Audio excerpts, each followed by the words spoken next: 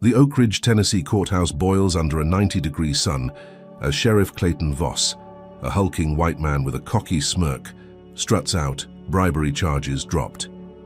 His deputies whoop, drowning out protests, until Zara Cole, a black woman, in a frayed maid's outfit, leaps up from the crowd and yells, "I'm the FBI director." Gasps ripple, then a gunshot cracks the air. She crumples, blood soaking the steps. Justice dead or just waking? Her collapse ignites a fire that'll scorch Oak Ridge forever. What sparked this chaos? Before we dive in, let me know where you're watching from. And if you're fired up for justice against corruption, hit that like, subscribe, and stick with us for more explosive tales. 6 months before the courthouse erupted in chaos, the air in Oak Ridge, Tennessee hung heavy with the scent of pine and diesel, a rural sprawl of 30,000 souls nestled between rolling hills and cotton fields gone to seed. Inside the squat, brick-walled police station on 3rd Street, the fluorescent lights buzzed like trapped flies, casting a sickly glow over scuffed linoleum floors and peeling paint. Zara Cole, a black woman with eyes sharp as broken glass, pushed a broom across the ground, her shoulders slumped under a faded gray apron 2 sizes too big. Her hair stayed tucked beneath a threadbare cap, her face a mask of exhaustion honed. Over weeks of blending into the background, she was invisible here, a ghost in plain sight, just another low-wage worker the white deputies barely glanced at as they swaggered past, their boots thudding with the weight of unchecked power. To them she was nothing, a shadow scrubbing their filth. To the world beyond these walls, she was Zara Cole, director of the FBI, undercover in a town rotting from the inside out. The station smelled of stale coffee and cigarette smoke, a thick haze clinging to the lockers where deputies swapped crude jokes and tales of petty dominance. Sheriff Clayton Voss leaned against a desk near the break room, his broad frame stretching the seams of his khaki uniform, his badge glinting under the light like a medal he'd stolen rather than earned. At 6'4" and 250 pounds, he towered over his crew, his pale skin flushed with the kind of arrogance that came from owning a place, not serving it. His grey eyes glinted with malice as he propped his dusty boots on a chair, his voice cutting through the chatter. Like a dull blade. "Caught that Jones kid last night," he said, his lips curling into a sneer. "Malik, 17, black punk walking home through Pineview." Pineview was the white side of town, a grid of tidy lawns and porches where black faces drew stares. And worse. "Had a dime bag on him," Voss continued, his grin widening to show teeth stained from years of dip. "Planted it myself. Keeps Oak Ridge pure, you know. Can't let their kind think they belong here." The deputies chuckled, a low guttural sound that slithered through the room like a snake through tall grass. Tommy Burke, a wiry man with a buzz cut and a faded Confederate tattoo peeking from his sleeve, slapped his knee, his laugh sharp and mean. "Should have seen his mama crying when we cuffed him," he said, his voice dripping with mock pity. "Begging like that changes anything." Another deputy, a squat guy named Earl Dodd with a gut spilling over his belt, nodded as he lit a cigarette, the flame flickering in his bloodshot eyes. "Good work, boss," he muttered, exhaling a cloud that drifted toward Zara. She kept her head down, sweeping closer, the bristles scraping softly against the floor, her heart pounding so loud she swore they'd hear it. Under her oversized apron, a tiny recorder hummed against her chest, its red light blinking silently through the fabric. Every word Voss spat was gold, a confession of corruption and racism so blatant it could topple his empire if it ever hit the right ears. Zara gripped the broom tighter, her knuckles whitening under her dark skin, her nails digging into the wood until splinters bit back. She'd spent 39 days in this hellhole, mopping floors, emptying trash cans, watching this station fester like an open wound. Voss ran Oak Ridge like a feudal lord, his deputies his enforcers, the black folks his prey. Malik Jones wasn't. The first kid he'd framed, just the latest in a long line of names she'd memorized. Tanisha Reed, 16, busted for loitering with a fake joint.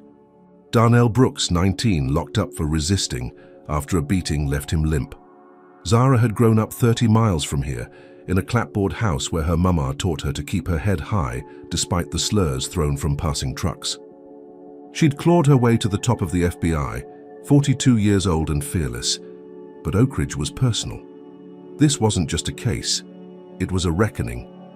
She edged closer to Voss, her broom whispering against the floor, her breath shallow as she angled the recorder. He was mid-rant now, his voice rising with a venom that made her stomach twist. "Their kind multiply like roaches," he said, spitting into a styrofoam cup. "Gotta stamp 'em out before they ruin what we built. Malik's just the start." Burke nodded, cracking his knuckles. "Heard his daddy's got a shotgun.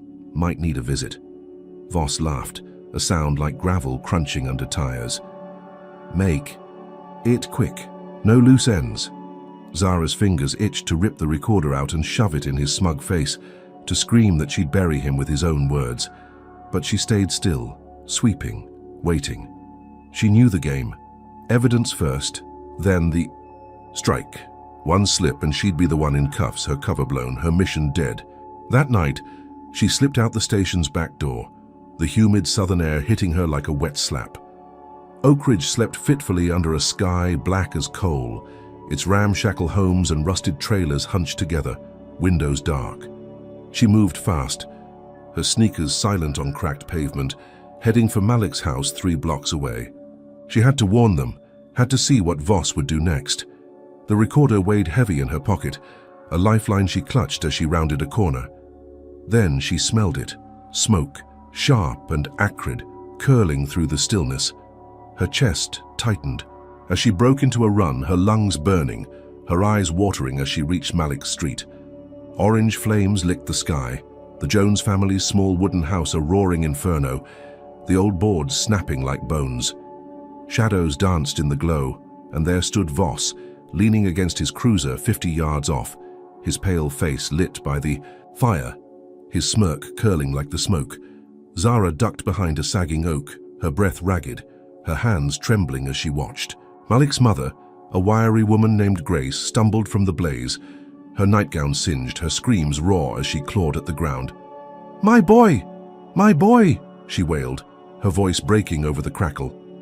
Malik was still in jail, but Grace didn't know if anyone else had made it out. Voss didn't move, just watched, his arms crossed, his deputies flanking him like wolves. Burke tossed a lighter into the dirt, chuckling. "Arson," Voss called out, loud enough for the gathering neighbors to hear. "Shame Malik's prince'll be all over this. Guess he wanted revenge." The lie hung thick, unchallenged, as Grace's sobs turned to gasps, her hands clutching ash. Zara's stomach dropped, her knees nearly buckling. She'd thought the recording was her strike, her chance to crack Voss's armor. She'd caught him confessing, had proof of his filth, and for a moment she'd felt the thrill of victory. But this was no petty frame-up. This was a message, a torch lit to burn out defiance, to show Oakridge's black families what happened when they dared to exist. Voss had struck first, harder, uglier, turning her quiet move into his loud war. She clenched her fists, the recorder's edges biting into her palm. Her cover held, her mission lived, but the fire wasn't just a house burning, it was her plan, singed at the edges, her hope flickering in the heat. She'd underestimated him, thought words could cage a beast. Now Grace's home was cinders, and Voss's grin promised more. This wasn't over, not by a long shot, but as the flames climbed, higher, Zara knew one truth. He'd played dirtier than she'd ever imagined, and Oakridge's black souls were his fuel. The sun dipped low over Oakridge, Tennessee, painting the sky a bruised purple, as Zara Cole slipped through the shadows of 4th Street, her sneakers crunching on gravel still warm from the day's 95-degree heat. Her apron hung heavy, with the weight of the recorder, its tiny casing scratched but humming with Sheriff Clayton Voss's damning words from the night before.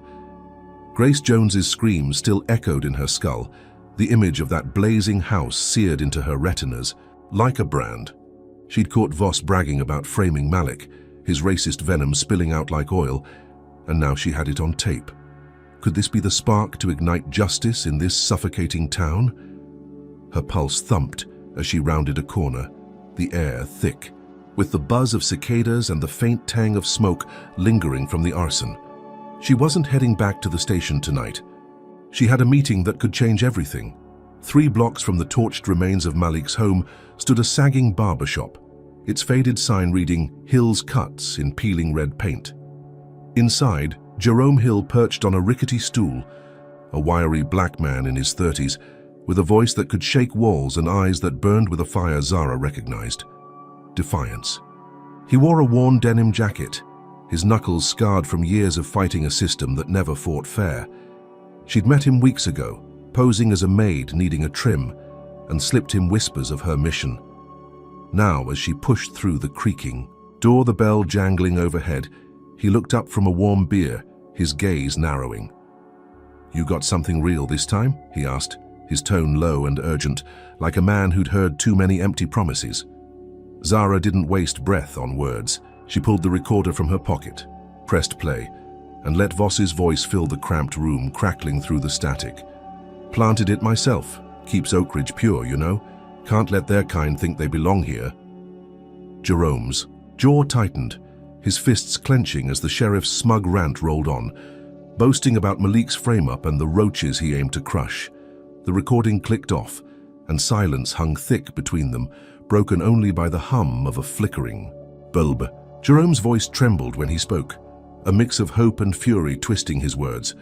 "This is it, ain't it? We can bury that bastard with this." Zara nodded, her heart pounding with a flicker of triumph she hadn't felt since she'd stepped into this town. She'd done it, handed Jerome the match to light Oak Ridge ablaze. Was this the moment the tide turned? She pictured Voss in cuffs, his smirk wiped clean, the black families of this rotting sprawl finally breathing free. Jerome leapt up, his stool clattering, and grabbed a megaphone from a shelf stacked with old razors and faded photos. "Tomorrow," he said, his grin fierce, "we take it to the streets." Zara slipped back into the night, her cap pulled low, blending into the edges as she returned to her rented room above a laundromat, the recorder's echo loud in her mind. She let herself believe it. This was the spark, the beginning of his. By noon the next day, the air outside the Oak Ridge police station shimmered with heat and rage. Jerome stood on a milk crate in the parking lot, his megaphone blaring Voss's confession on a loop, the sheriff's voice crackling through. The crowd like a whip. "Planted it myself, keeps Oak Ridge pure." Black faces, tired and angry, swelled around him, 50 then 100 chanting Malik's name, their signs scrawled with "Free our kids" and "Justice now" in bold marker. Zara watched from a distance, her cap shading her eyes, her pulse racing as the protest grew. Men in overalls, women with braids and weary stares, kids clutching their mothers' hands, all roaring as one. The cicadas fell silent, drowned by the shouts, the air electric with something raw and alive. Could this be the uprising she'd dreamed of? Jerome's voice boomed over the chaos. "We got proof. Voss framed Malik, burned Grace's house. He's a coward hiding behind a badge." The crowd surged, fists pumping, their fury a wall of sound that shook the station's grimy windows. Zara's chest swelled, her lips twitching into a ghost of a smile. For a moment it felt real, like justice might actually claw its way out of this swamp. The recording was undeniable, a blade aimed at Voss's throat, and the town was listening. She imagined the sheriff squirming inside, his deputies scrambling, the white folks in Pineview clutching their pearls as their king faced the gallows. Was this the crack in his armor she'd been waiting for? She edged closer, blending with the fringes, her broom long forgotten back at the station. The crowd swelled to 200, their shouts a thunderclap rolling over the hills. She let herself hope, let herself think this was it. Voss's reign teetering, her mission breaking through. But Clayton Voss wasn't a man who bent to noise. By dusk, the air turned sour, the sharp sting of gasoline cutting through the evening stillness like a blade. Zara smelled it before she saw it, her stomach lurching as she spun toward Jerome's beat-up Chevy parked 50 feet away. What was that glint in the fading light? A bottle arced through the air, trailing a rag that flared orange mid-flight and smashed into the car's hood. The explosion ripped the world apart, a deafening boom that flung glass and metal in every direction, the fireball swallowing the vehicle whole. Screams pierced the chaos as the crowd scattered, bodies hitting the pavement, blood pooling fast. Jerome flew backward, his jacket ablaze, his megaphone clattering as he crumpled lifeless. 10 yards from where he'd stood. Two others, a teenage girl and an old man with a cane, lay still nearby, their signs charred beside them, the words, "Justice now," smoldering into ash. Zara stumbled back, her ears ringing, her eyes watering as the heat blasted her face. She pushed through the fleeing mass, her cap slipping, her breath hitching as she searched for survivors. What had just happened? The crowd parted, and there stood Voss, striding from the station's front doors, his pale face glowing in the firelight, his smirk curling like a snake's tail. His deputies flanked him, Tommy Burke twirling a lighter in his fingers, Earl Dodd cradling a shotgun. "Arson!" Voss shouted, his voice booming over the wails. "Looks like them black radicals couldn't handle losing. Planted this mess themselves." He kicked a shard of glass toward the burning wreck, his grin widening as Burke tossed a singed bag of evidence into the dirt, a fake bomb casing marked with prints they'd claim were Jerome's. Zara froze, her broom long gone, her cover still intact but her plan in ruins. The crowd's fury melted into fear, mothers clutching kids, men backing away as deputies advanced, their guns drawn. She'd thought the recording would shatter Voss's grip, that Jerome's rally would force the truth into the light. Could she have been so wrong? Her stomach dropped as she saw Grace Jones among the onlookers, her face streaked with soot and tears, staring at the flames that had taken her home and now her hope. Voss had turned it all against them, twisted her strike into his weapon. 3 dead, the protest snuffed out, the recording's power flipped into a lie that branded the black community as terrorists. Her fists clenched, her nails biting into her palms as Voss's eyes scanned the chaos, missing her in the haze. What kind of monster burned his own town to keep it white? She'd handed Jerome the match, thought it'd light a fire under Voss, but he'd poured gasoline on it instead, struck back harder, uglier, deadlier. The Chevy's frame collapsed in on itself, embers spiraling into the dusk, and Zara's hope flickered with it. This wasn't the beginning of his end, it was his victory lap. She slipped into the crowd's edge, her cap low, her mind racing. The recorder was still hers, but its echo felt hollow now. How could she fight a man who turned truth into ash? Drop a comment number 1 if you're raging at Voss's ruthless game, hit that like if you're stunned by this twist, and subscribe. To see Zara strike back, where does she go when her spark becomes his inferno? The night after Jerome Hill's car erupted in flames hung heavy over Oak Ridge, Tennessee, the air thick with the stench of gasoline and grief. Inside the police station on 3rd Street, the fluorescent lights flickered like a dying pulse, casting jagged shadows across the linoleum. Zara Cole swept with a broom that felt heavier than ever. Her cap sat low, shading eyes still raw from smoke, her apron concealing the recorder that now felt like a lead weight against her chest. Jerome's death, the girls', the old man's, their charred bodies haunted her, a reel of loss playing behind her lids every time she blinked. She'd handed him the match, thought it'd burn Voss down, but he'd turned it into a bonfire, of his own making. Now the town buzzed with whispers of black radicals, the protest's ashes hardening into a lie that clung to her people like soot. She gripped the broom tighter, her knuckles aching, her resolve fraying but unbroken. She wasn't done. Not yet. The station hummed with a different energy tonight, the deputies high on their win, their laughter grating against her ears like sandpaper on skin.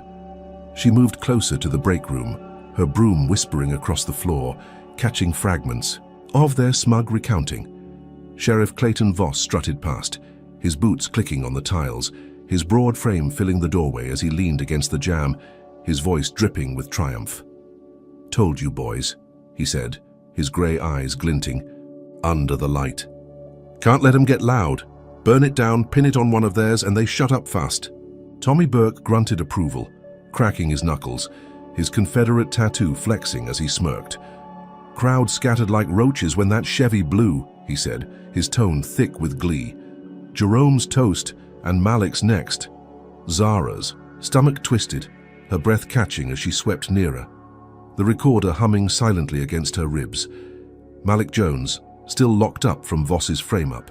His mother Grace, homeless and broken after the fire. She'd seen his file. 17, lanky, a basketball star with a quiet smile, now a pawn in Voss's racist game. The deputy's chatter shifted, and Earl Dodd's voice cut through, low and feral. "Boone's got the kid tonight," he said, lighting a cigarette, the flame dancing in his bloodshot eyes. "Streaming it live for the boys, teach him his place." Zara's broom froze mid-sweep, her heart hammering. Ray Klein, Voss's hulking deputy, a 6'5" slab of muscle, with a shaved head and a swastika inked across his forearm, was known for his fists. She'd seen him break a man's jaw for looking at him wrong.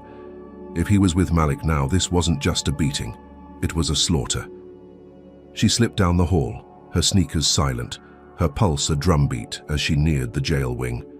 The air grew damp, the concrete walls slick with mildew that never dried in the muggy southern heat.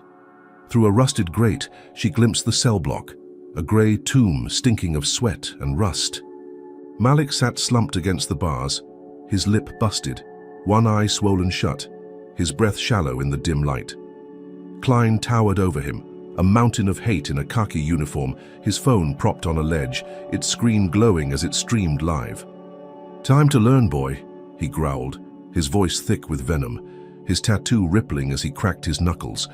He grabbed Malik by the collar, yanking him up, and slammed him against the wall, the kid's head snapping back with a groan. Klein's fist crashed into his stomach, a sickening thud that doubled Malik over. Then another to his ribs, the crack audible even through the grate. Zara's breath hitched, her hands trembling as she watched, the broom clattering softly against the floor. Klein roared, spittle flying. "You think you're tough? Black lives don't mean squat here, you hear me?" Each word was a blade, punctuated by another punch, this one splitting Malik's lip, blood trickling down his chin. The phone's light caught his fluttering eyes, his body crumpling as Klein laughed, a guttural bark that made her stomach lurch. He kicked Malik once more, the boot's thud against flesh echoing like a gunshot, and the kid went limp, blood pooling beneath him. Zara's chest burned, her mind racing. She couldn't just watch this, could she? He was 17, beaten for nothing but the color of his skin, and Klein's buddies were cheering through that damn stream. She dropped the broom, darted to a wall phone 10 feet away, and dialed 911, her voice a hurried whisper. "Ambulance to Oak Ridge Jail, prisoner down, hurry!" She hung up before they could ask more, her pulse racing as she slipped back to her broom, her breath ragged. Klein didn't notice, too busy flexing for his audience, his chest heaving with pride as he wiped blood from his knuckles. Sirens wailed in the distance, faint but growing, and Zara exhaled, her hands shaking as she swept again. The floor a blood. She'd done it, hadn't she?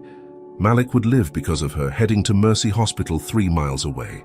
She clung to that thought, letting it steady her, picturing him waking up, breathing, maybe even thanking her one day when this was over.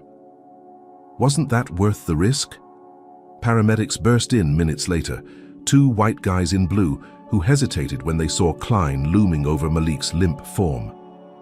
"Self-defense," Klein grunted, shutting off the stream, his lie as bold as his swagger. They didn't argue, just loaded Malik onto a stretcher and hauled him out, the jail falling eerily quiet. Zara kept sweeping, her cap low, her heart still pounding. She'd saved him, cracked Voss's machine just a sliver. She imagined him in a hospital bed, safe, a chance to pull this whole mess apart. But Clayton Voss didn't let cracks widen. An hour later, as she emptied a trash can near the break room, she caught Klein's low chuckle, his voice slithering through the chatter. "Boss took care of it," he said to Burke, his tattooed arm flexing as he smirked. "Planted 2 ounces of meth in the kid's hospital bed while he was out. Docs found it, called us right back." Zara's blood froze, her grip on the bucket tightening until her nails bit into her palms. She crept closer, her bucket rattling softly, and heard Burke laugh. "Kid's done now," he said, lighting a cigarette. Another black junkie caught. "Dirty." Her stomach dropped, her earlier hope curdling into ash. She'd saved Malik from Klein's fists only to deliver him to Voss's web. The ambulance call had felt like a win, a lifeline, but Voss had snatched it away, twisted it into something uglier. She slipped out later, her shift done, and ran to the hospital under a sky heavy with storm clouds, her lungs burning. Peering through a window, her breath fogging the glass, she saw Malik hooked to an IV, pale and still. A cop stationed outside his room.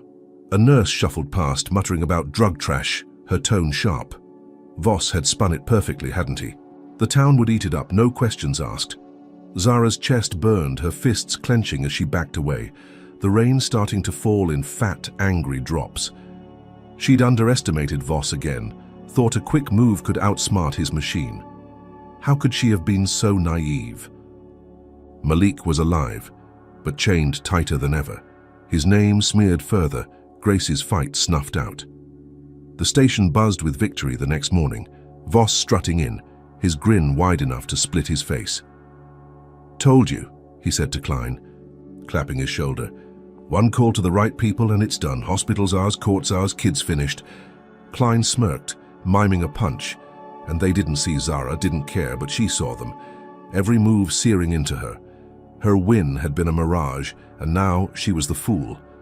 She swept past, her cap low, her rage simmering beneath the mask. This fight was hers now, and she'd make him bleed for it because Voss's kingdom wasn't just the station. It was Oakridge itself, and she was the enemy he didn't see coming. The Oakridge jail stank of mildew and despair, its concrete walls cold and slick under a flickering bulb that buzzed like a trapped wasp. Zara Cole sat on a metal bench in her cell, her wrists raw from the cuffs Deputy Ray Klein had snapped on her hours ago, her ribs throbbing from his fists that had cracked them like dry twigs. Blood crusted on her lip, a bitter taste she couldn't shake, and bruises bloomed across her dark skin, a map of pain etched by his swastika-tattooed hands. She'd called that ambulance for Malik Jones, thought she'd saved him from Klein's brutality, only to watch Sheriff Clayton Voss twist it into a trap, planting meth in the kid's hospital bed. Her victory had been a ghost, vanishing in the smirk of a man who owned this town's soul. Now she was locked up, her cover as a janitor teetering, her mission dangling by a thread.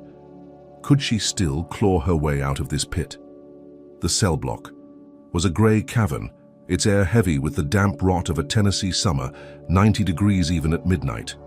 She shifted, wincing as her ribs protested, her eyes scanning the shadows for anything to turn this around. Malik was alive but shackled tighter than ever, Grace's hope snuffed out, and Jerome's rally a smouldering memory. Voss's voice still echoed in her skull, gloating about the bombing, the beating, the meth. She'd underestimated him, thought. Her recorder could cage a beast who burned houses and broke kids for sport. Was there even a crack left in his armor? Then she saw it. A rusted vent high on the wall, its screws loose, just wide enough for her hand. She stood, her legs shaky, and climbed the bench, her ribs screaming as she stretched, her fingers pried. At the grate, metal groaning as it gave way, dust pouring out to sting her eyes. She reached inside, her breath hitching, and pulled out a leather-bound ledger, its edges worn but its weight solid. Zara sank back, clutching it, her pulse spiking as she flipped it open in the dim light. Rows of numbers and names sprawled across. The pages, a meticulous record of Oakridge's rot. Pineview Land Commission 5000, shut down black store on Elm, one entry read, dated 3 months back. Jones Kid 2000, drugs, keep him quiet, another scrawled in Voss's jagged hand, pinned to the night Malik was framed. Hill Rally, 10,000, burn it, send a message, tied to Jerome's death. Her breath caught, shallow and sharp. This wasn't just corruption. It was a blueprint for genocide, a racist empire built on black ruin block by block. Could this be the sledgehammer to smash Voss's throne? She traced the lines, her fingers trembling, picturing him in cuffs, his deputies scrambling. The white elite of Oakridge choking on their own filth.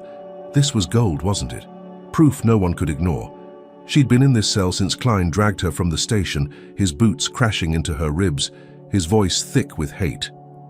Evidence tampering, he'd spat, tossing a forged file at her feet, claiming she'd planted the meth herself.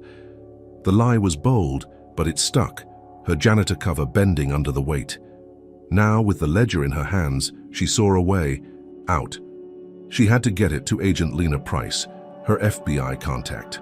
A woman she'd trusted since Quantico, 5'2" with a stare that could cut steel. Lena was 30 miles away in Knoxville, waiting for the signal to swoop in. Zara slipped the ledger under her apron, her mind racing. How could she smuggle this past Klein's goons? She waited, counting the minutes, until the guard shift changed. At 2 in the morning, a skinny deputy named Pike dozing off in the hall. She crept to the bars, her ribs afire that wouldn't fade, and slipped the ledger into a torn seam of her mattress, scribbling a note on a scrap of paper. Urgent. Voss's playbook, systemic. Dawn broke grey and humid, the station stirring with grunts and coffee slurps as Pike hauled her out for cleaning duty. She shuffled to the mailroom, her cap low, the ledger tucked against her chest, her heart pounding as she reached a rusted mailbox 2 streets over. She'd scoped it days ago, a dead drop for Lena. She shoved the ledger inside, sealing it with a prayer, and darted back, her sneakers slapping pavement, rain starting to fall in thin sheets. Relief flooded her, a rush that loosened her shoulders for the first time in weeks. Had she just struck gold? She pictured Lena opening it, the feds rolling in, Voss's empire crumbling under the weight of his own words. She swept the station floor that morning, her broom a blur, imagining Klein in a cell, Malik-free, Grace rebuilding. Was this her first real win? But Clayton Voss didn't sleep on threats. By noon, the station erupted in chaos, deputies shouting, radios crackling like angry hornets. Zara lingered near the dispatch desk, her bucket sloshing as she strained to hear. Klein burst in, his face red, his tattooed arm swinging a charred mess of leather and paper. He tossed it onto Voss's desk as the sheriff stormed out, his boots thudding. "Caught it at the post office," Klein barked, his voice a growl. "Some bastard tried mailing this." Voss's eyes narrowed, flipping through the singed remains, his jaw tightening as he recognized his own handwriting. "My ledger," he snarled, his tone low and dangerous like a storm rolling in. "Who the hell got this?" Zara's stomach plummeted, her mop stilled, her breath catching. How had he intercepted it?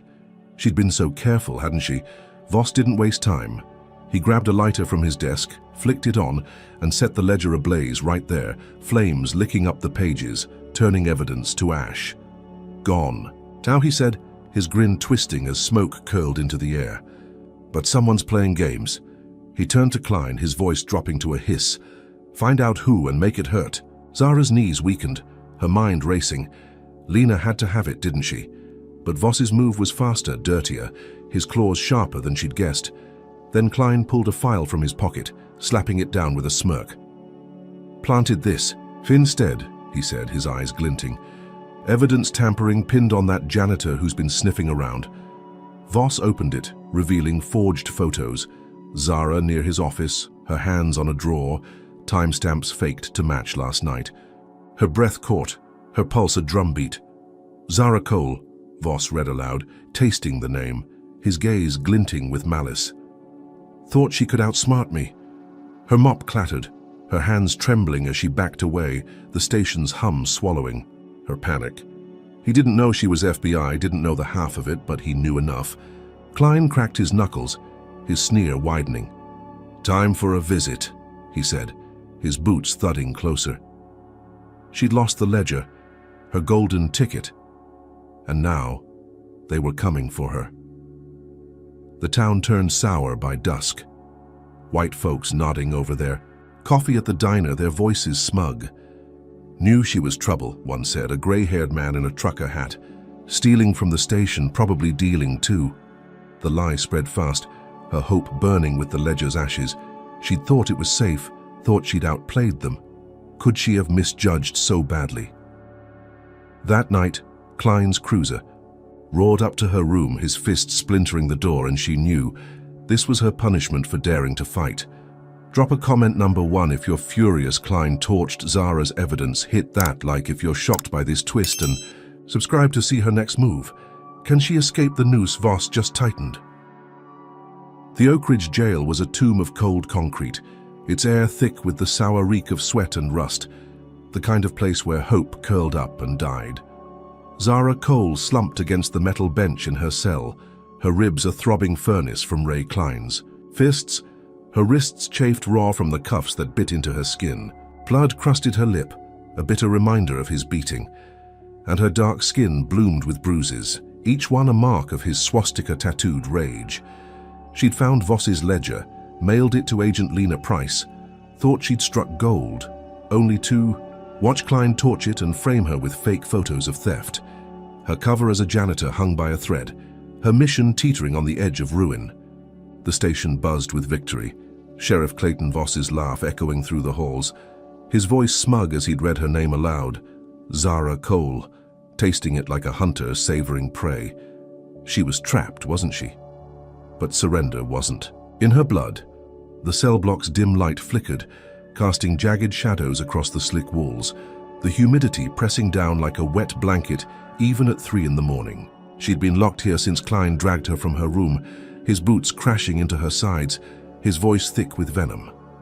"You're nothing here," he'd spat, tossing the forged file at her feet, pinning her as a thief. Now, as the guard shift lulled, a skinny deputy named Pike snoring softly in the hall, Zara's eyes locked on the rusted vent she'd pried open the night before. It was her lifeline, wasn't it?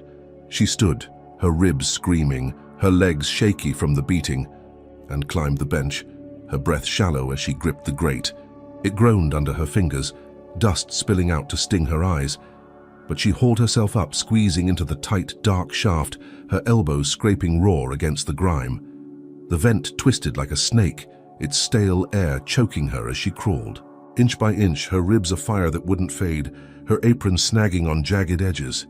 She pictured Voss's face when he found her gone, his smug grin cracking, and it fueled her, pushing her through the pain. Could she really slip his noose? The shaft dropped her into a storage room, brooms and boxes scattered in the gloom, the faint hum of a generator vibrating through the floor. She kicked the door open, stumbling into the night, the humid air hitting her like a slap. Oakridge slept uneasily under a moonless sky, its clapboard houses hunched together, windows dark. She ran, her lungs burning, her sneakers pounding pavement, still warm from the day's heat, heading for a gas station half a mile away. The neon sign buzzed in the dark, a grimy payphone standing under a flickering light like a beacon. Zara fumbled coins from her pocket, her hands trembling, her ribs a pulsing ache as she dialed Lena's burner number. The line crackled, then clicked, and Lena's voice cut through, sharp and urgent. "Zara, where are you?" Her tone was a lifeline, pulling Zara from the edge. "Jailbreak," Zara rasped, her voice hoarse, her breath ragged. "Send help now." Lena didn't hesitate. "Hold tight, team's en route, 2 hours out." The call ended, and Zara hung up, her knees weak, leaning against the booth as the night pressed in. She'd escaped, alerted the feds, turned the tables, hadn't she? The crickets chirped, a rare car's headlights washing over her, and she tasted freedom, fleeting but real. 2 hours, and this nightmare might end. She sank into the shadows, her chest heaving, imagining Voss in cuffs, Klein scrambling, Oakridge's, black families breathing free. Was this her chance to strike back? But Clayton Voss didn't let prey slip away. Dawn broke with sirens wailing, a chorus of rage slicing through the stillness as Zara hid in a ditch near the gas station, peering out through tall grass wet with dew. Voss's black cruiser screeched into view, its tires kicking up gravel. His pale face twisted in fury as he leapt out, slamming his fist on the hood. "She's gone!" he bellowed, his voice a thunderclap, deputies spilling from the vehicle like ants from a kicked hill. Ray Klein stepped up, his hulking frame a wall of muscle, his tattooed arm flexing as he growled, "Broke out violent escape, armed and dangerous." Voss nodded, his grey eyes scanning the horizon, his lips curling into a snarl. "Shoot on!" Sight boys spread it wide. Radios crackled, the order echoing across Oakridge, a manhunt born from her defiance. What had she unleashed? Zara's stomach sank, her body sinking lower into the mud, soaking her torn apron. She thought the vent was freedom, the call a lifeline, but Voss had flipped it, painted her as a feral criminal.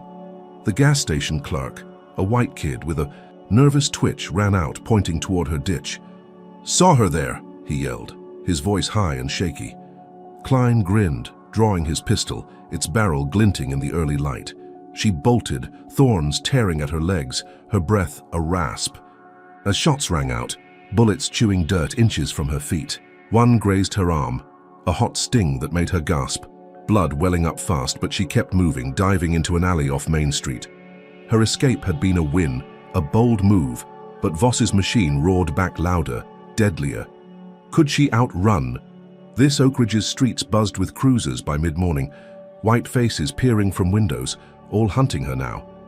Voss's voice blasted from a loudspeaker rigged to his cruiser, chillingly calm as it rolled through the town. "Zara Cole, armed fugitive, murderer, thief, danger to our pure Oak Ridge. Turn yourself in or we'll find you."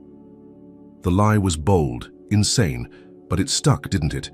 She'd slipped his cell, thought she'd outsmarted him, but now she was prey in a town-turned-trap.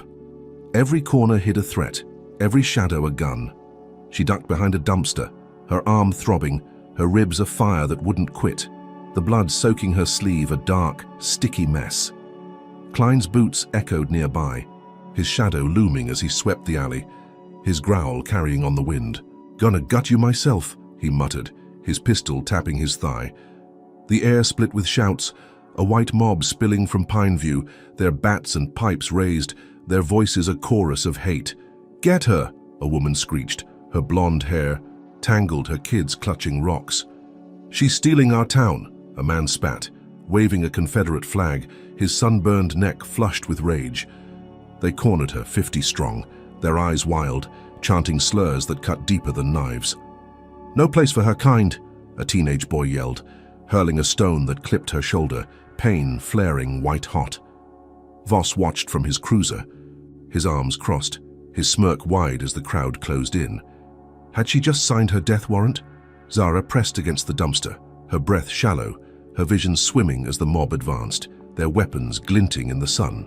She'd called Lena, thought 2 hours would save her, but Voss had turned Oak Ridge into a lynch mob faster than she'd dreamed. Her arm bled freely now, her ribs a furnace of agony, and the alley offered no escape, its brick walls a cage. The first blow came, a bat swinging toward her head, and she ducked, the air whooshing past. Another struck her leg, a pipe's thud sending her staggering, her knees buckling. She'd escaped the jail, tasted freedom, but now she was trapped, surrounded by a town that wanted her dead for daring to fight. Klein's laugh rose over the chaos, his pistol raised, and she knew this was his game now, and she was the prize. The Oak Ridge night wrapped around Zara Cole like a shroud, the air thick with humidity, and the distant wail of sirens cutting through the dark. She stumbled through an alley off Main Street, her arm bleeding from Ray Klein's grazing bullet, her ribs a pulsing inferno from the white mob's pipes and bats. Her apron hung in tatters, soaked with sweat and blood, her cap lost somewhere in the chaos of her jailbreak gone wrong. Sheriff Clayton Voss had turned the town into a hunting ground, his loudspeaker branding her an armed fugitive, his deputies and Pineview's residents closing in like wolves. She'd escaped the jail, called Agent Lena Price for FBI backup, thought she'd turned the tables, only to find herself cornered, beaten and hunted. Could she still find a way to breathe in this suffocating trap? Her legs burned as she staggered toward the black side of town, the only place left that might shield her. Mama Ruth's diner loomed ahead, a squat brick building on Cedar Lane, its neon open sign flickering like a fragile promise against the night. Ruth Jackson, a stout woman in her 60s with gray braids and hands toughened by decades of frying chicken, spotted Zara through the window, her sharp eyes narrowing. She yanked the door open, her voice a low hiss. "Get in here, girl, quick!" Zara stumbled inside, the smell of grease and cornbread washing over her, a sanctuary amid the storm. Ruth locked the door, her movements swift despite her age, and shoved Zara toward a booth in the back, its vinyl cracked but soft.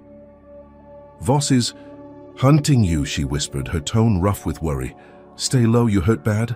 Zara nodded, her breath shallow, peering through a crack in the blinds as headlights prowled the streets. Was this her last refuge? Ruth brewed coffee, her silence a shield, as she slid a mug across the table, the steam curling up in the dim light. Zara's hands shook as she pulled a stolen phone from her pocket, a banged-up burner she'd swiped from the gas station clerk before bolting. Her arm throbbed, blood dripping onto the table, but she steadied the lens, aiming it outside. Could this device turn the tide? The diner's windows framed a nightmare unfolding across the street. Klein, his hulking frame a silhouette against. The glow dragged a black teen, barely 16, skinny with a faded hoodie, toward a lamppost. A rope dangled from his tattooed hand, the swastika glinting as he looped it around the kid's neck. "Time to clean this town," he growled, his voice carrying over the crickets, yanking the boy up as his feet kicked air. A crowd gathered, white faces from Pineview, their phones out, filming the lynching like a twisted celebration, their cheers a sick chorus. Zara's camera shook, capturing every second, the rope tightening, the teen's gasps fading to silence. Klein's laugh booming as he tied the knot. Her stomach churned, rage and guilt clawing at her chest. Was this her fault for stirring the hornet's nest? She'd run here for safety, hadn't she? Now another kid was dead because Voss's machine wouldn't stop. Ruth gripped her shoulder, her voice a rasp. "Go now," she hissed, shoving Zara toward the kitchen as Klein's boots thudded closer, his shadow looming. Zara stumbled through the back door, the phone clutched tight, her breath a jagged rasp as she ducked behind a trash bin in the alley. Her fingers flew, uploading the video to a cloud server Jerome had once mentioned, her heart pounding as it hit the internet. Within minutes, alerts buzzed. Oak Ridge lynching goes viral. Protests flared online, hashtags trending, voices screaming for justice. Had she just lit a beacon to burn Voss down? She crouched in the shadows, her chest heaving, the phone's glow a lifeline in the dark.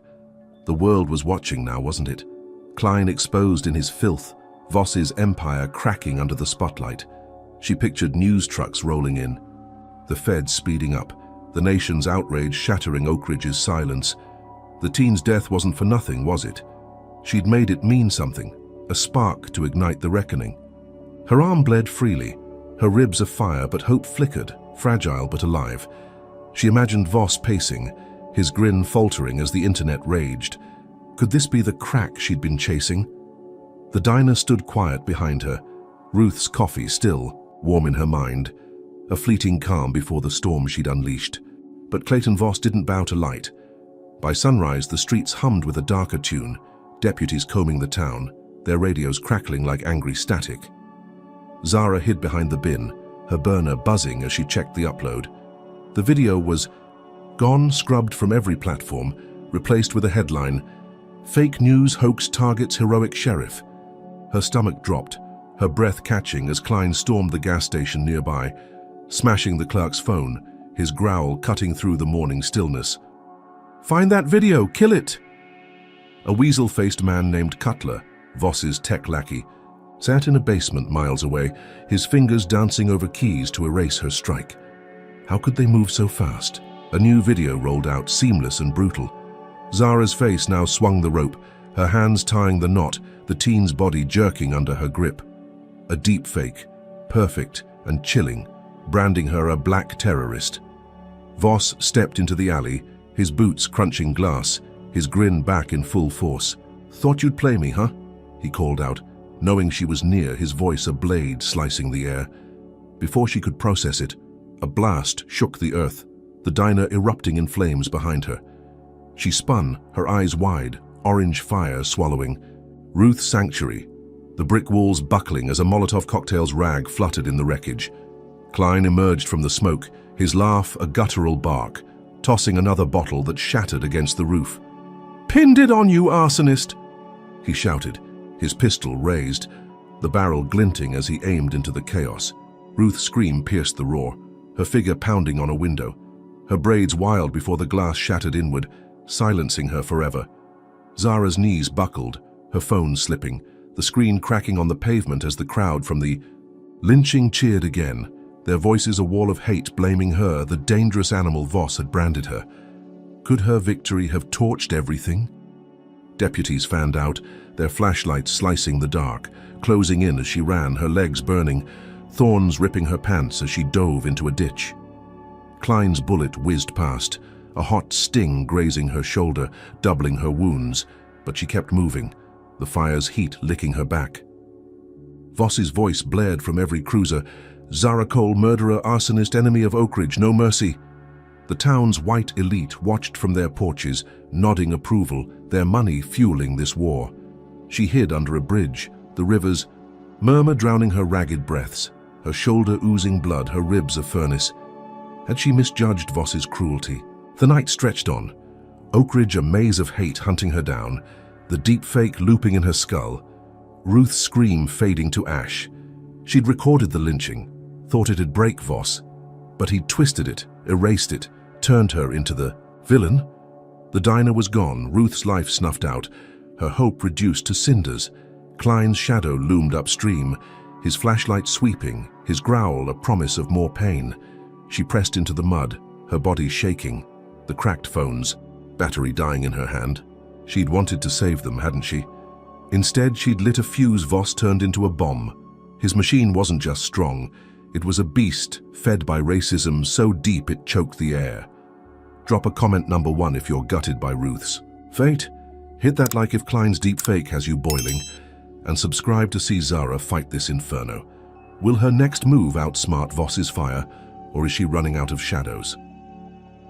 The Oak Ridge dawn broke grey and heavy, the riverbank slick with mud where Zara Cole hid under a crumbling bridge, her shoulder pulsing with pain from Ray Klein's grazing bullet, her arm still raw from his earlier shot. Her clothes clung to her, soaked from the night's flight. The cracked phone in her pocket dead, its battery drained after uploading the lynching video that Sheriff Clayton Voss had twisted into a deep fake. Mama Ruth's diner lay in ashes, her screams silenced by Voss's firebomb. The town now a manhunt's playground with Zara as the prey. Her ribs ached, a fire stoked by every breath, her apron torn to rags, blood mixing with mud on her dark skin. She'd thought the video would break Voss, expose his filth to the world, but he'd turned it against her, branding her a black terrorist, as Oak Ridge's white elite cheered. 2 hours until the FBI arrived, Lena Price had promised, but time crawled in this hell. Could she hold on that long? A rustle in the brush snapped her head up, her heart pounding as a figure emerged, hesitant and slight. Sarah Tate, a white rookie, cop with short blonde hair and a nervous gait, stepped into view, her uniform wrinkled from a sleepless shift. She was 24, barely a month on the force, her blue eyes flickering with doubt Zara had noticed back at the station whenever Voss spat slurs. Sarah crouched low, her voice a whisper. "I saw the diner, the kid on the rope. I'm done with them. Let me help." Her hands trembled, clutching a key ring, but her words rang with a raw edge. Zara hesitated, her body aching, her mind a tangle of suspicion and desperation. Could she trust anyone after Voss's machine had crushed every spark she'd lit? Sarah's face was pale, her breath hitching, but she pressed on. "Slade's a monster. I've got proof to end this." Zara studied her, her gut twisting. She'd seen Sarah wince at Klein's fists, dodge Burke's crude jabs, a flicker of decency in a den of wolves. Alone, she was prey, bleeding out in this ditch, but with Sarah maybe she could strike back. She nodded, her voice a rasp. "Show me." They slipped through the woods, the river's gurgle masking their steps, Sarah's sneakers crunching softly beside Zara's limping stride. The air was thick, 90 degrees even at sunrise, sweat beading on her brow as they reached a gravel lot near the station. Voss's black cruiser sat there, its paint gleaming under a lone street lamp, a beast waiting to pounce. Sarah unlocked it, her breath shaky, and popped the console. "Dashcam," she muttered, ejecting a small drive, her fingers fumbling. "He never wipes it." Zara's pulse spiked, her ribs protesting as she leaned in, the footage flickering to life on a tiny screen Sarah plugged into her phone. Grainy but damning, it showed Voss driving 2 nights ago, Klein beside him, their faces lit by the dashboard glow. A black protester, Tanisha Reed, 16 with braids and a sign reading "Justice for Malik," stood on the road ahead, her silhouette stark against the headlights. Voss laughed, a cold, hollow sound that chilled Zara's blood. "Roadkill," he said, slamming the gas. The screen jolted. Tanisha's scream cut short as the cruiser plowed through her, her body tumbling into the ditch like a rag doll. Klein whooped, pounding the dash, his tattoo flexing. "One less to deal with." Voss's rant rolled on, his voice a snarl. "Black lives are nothing but dirt under my wheels." Zara's stomach lurched, her fists clenching so tight her nails drew blood. Tanisha, another name on her list. A kid who dared to march after Jerome's rally. This was it, wasn't it? Raw proof of Voss's murder, caught in his own words, his own hands. She pictured the headlines, the outrage, his smirk wiped clean as the nation turned on him. Sarah's hands shook as she slipped the drive into her pocket, her voice firm now. "I'll take it to the DA in Knoxville. They can't ignore this." Zara exhaled, a rush of relief flooding her, easing the fire in her ribs for a fleeting second. Tanisha's death, captured live, was a sledgehammer to Voss's throne. "Go," she rasped, her throat dry. "I'll lay low." Sarah nodded. Darting off toward town, the drive clutched tight, her blonde hair vanishing into the trees. Had Zara finally found a crack in Voss's armor? Hours passed, the sun climbing high, Oakridge simmering under a tense quiet that felt like the calm before a storm.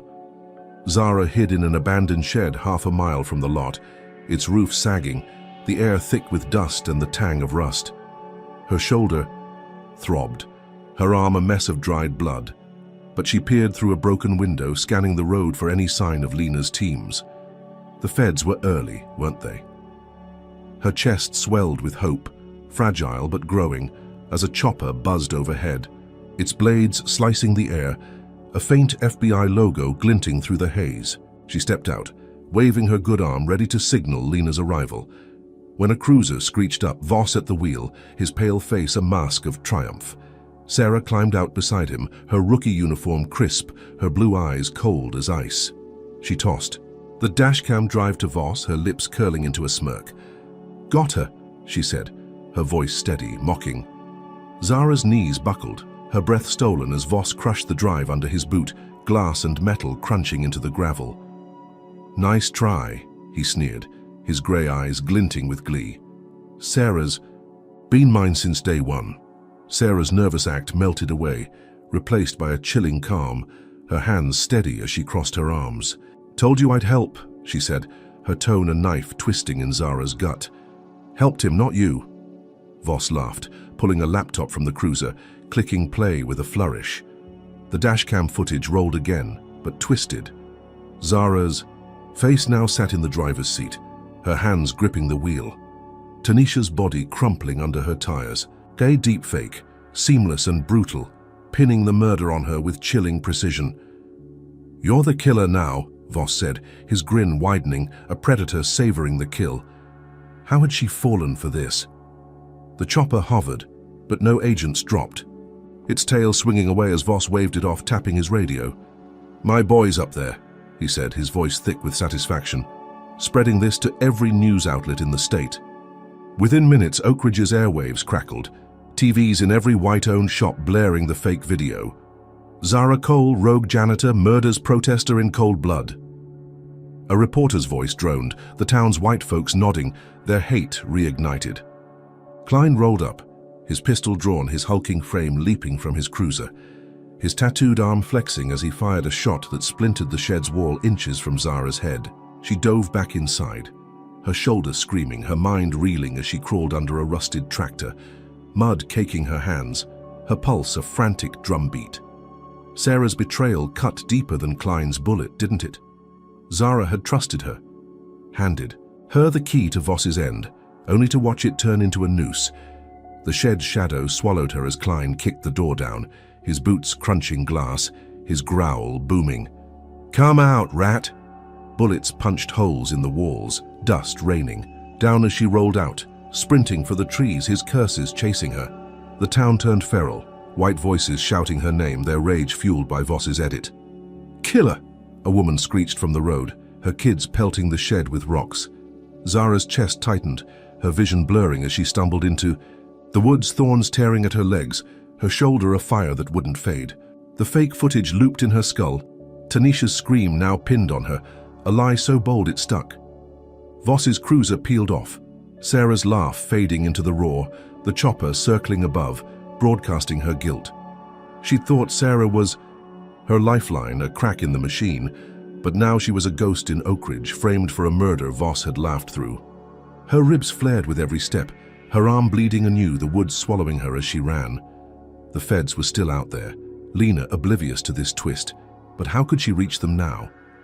Oakridge's white elite clapped Voss on the back, there, money flowing, their hate a flood she couldn't outrun. Sarah's cold eyes haunted her, a rookie mask peeled back to reveal Voss's pawn. She'd been blind, hadn't she?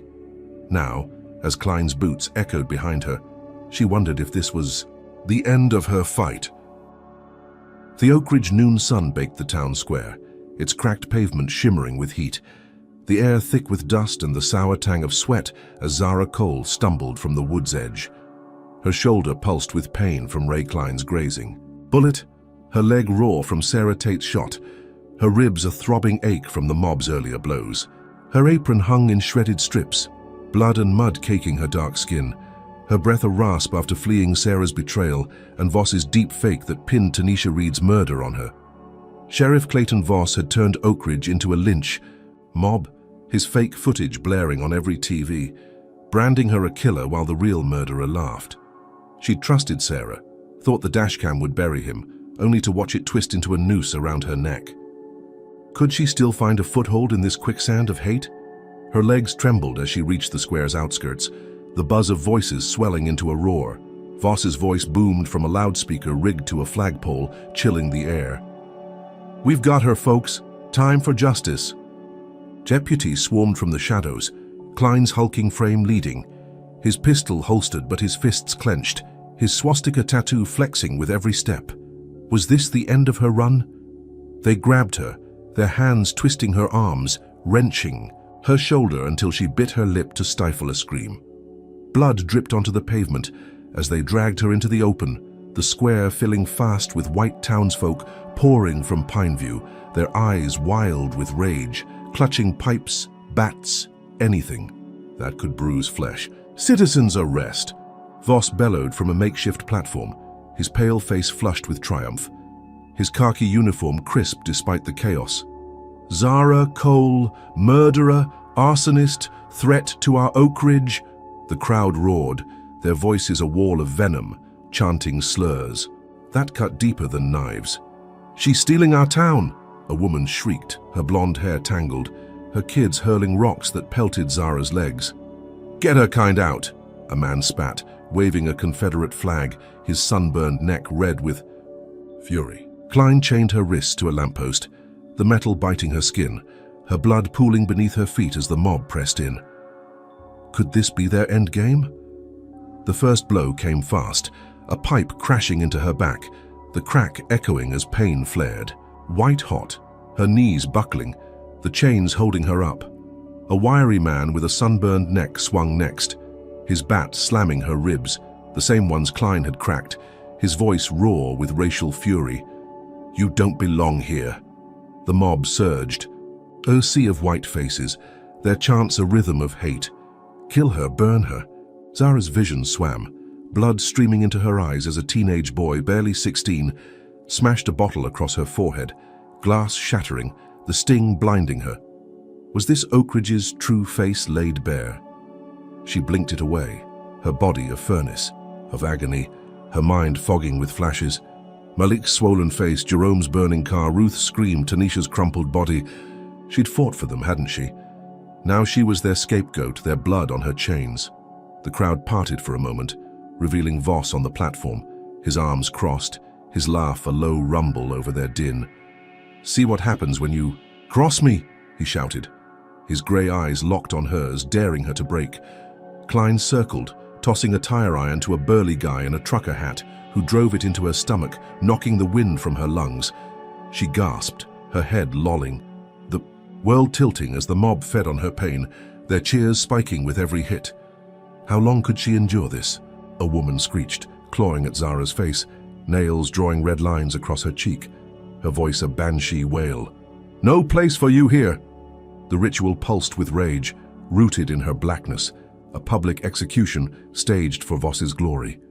Klein grabbed her chin, forcing her to look up, his tattoo inches from her face. "You're done," he growled, slamming his fist into her jaw, teeth rattling loose. She spat blood, her defiance a flickering ember in the storm. Had all her moves led to this? Then the sky roared, not with thunder but with engines, a sound that split the air and froze the crowd mid-swing. Pickup trucks, rusted and loud, barreled through the barricades, black men and women leaping out, clad in dark. Hoodies, their faces masked, guns gleaming in the harsh light. Leading them was Dante Brooks, a wiry ex-Marine with a scar across his cheek, his eyes blazing as he barked, "Get her!"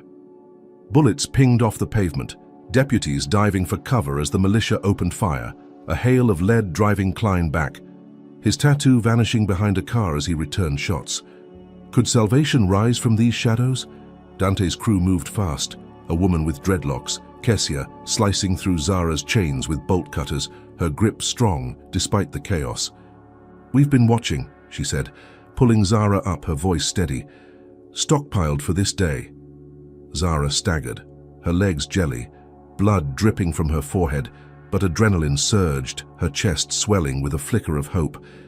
These were Oak Ridge's outcasts, black folks who'd hoarded weapons in secret, waiting for Voss's reign to crack. "Take him down," she rasped, clutching Kessia's shoulder, her vision blurring but her will unbroken. They dragged her to a truck, tires squealing as they peeled out, Voss's voice screaming over the loudspeaker. "Terrorists? Kill them. All." Dante tossed her a pistol, his grin fierce, and the militia roared out, loaded with fighters, Zara in the back, her gun cocked. Was this her chance to strike back? The convoy rolled along Highway 12, 3 black SUVs gleaming under the noon sun, Voss's empire on wheels. Dante's trucks flanked it, cutting off escape, and Zara leaned out, firing at the tires, rubber shredding, metal sparking as the lead SUV swerved. Kessia lobbed a Molotov, flames erupting across its hood, the second truck ramming the rear, glass shattering as deputies spilled out, screaming. Zara spotted Voss in the middle SUV, his pale face lit by the fire, his radio barking orders. She aimed, pulled the trigger, the bullet punching through his window, and the car veered, crashing into a ditch. Had she just ended him? Explosives detonated, a deafening boom as Dante's crew blew the crashed SUV sky high, flames licking the night, debris raining down. Cheers erupted, Kessia slapping Zara's back, her dreadlocks whipping as she reloaded. "He's toast!" Zara stared at the inferno, her chest heaving, the heat searing her bruised skin, relief washing over her like rain. Voss's convoy was a graveyard, his deputies fleeing into the woods, their screams fading. She'd done it, hadn't she? The man who'd framed Melik, burned Ruth, lynched kids, he was ash now. She sank against the truck, her gun slipping, her body trembling, the militia's fists pumping around her. Was Oak Ridge finally free? But the dust settled, and a figure emerged from the smoke, unscathed, his uniform singed, but his stride unbroken. Clayton Voss alive, his pale hands clutching a shotgun, his grin a slash of white in the chaos. "Decoy!" he shouted, his voice cutting through the roar. "You think I'd ride with him?" Zara's stomach dropped, her victory curdling as he raised the gun, firing into the militia. Dante ducked, but a slug grazed Kessia's arm, blood welling fast as she cursed. Voss laughed, a sound like shattering glass. "Savages don't win." "In my town!" How had he outplayed her again? The decoy car burned, a distraction while he stood tall, his racism a war cry, his shotgun tearing through the survivors as they scattered.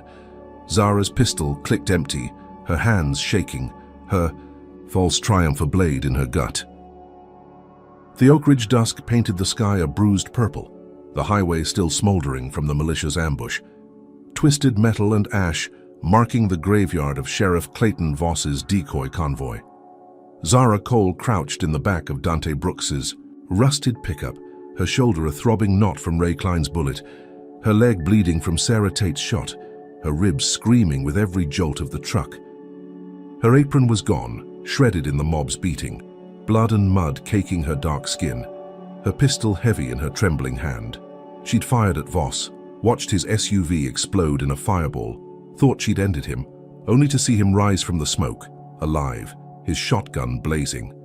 Dante, the wiry ex-Marine with a scarred cheek, gripped the wheel, his eyes fierce, while Kessia, her dreadlocks matted with blood from Voss's graze, reloaded beside her.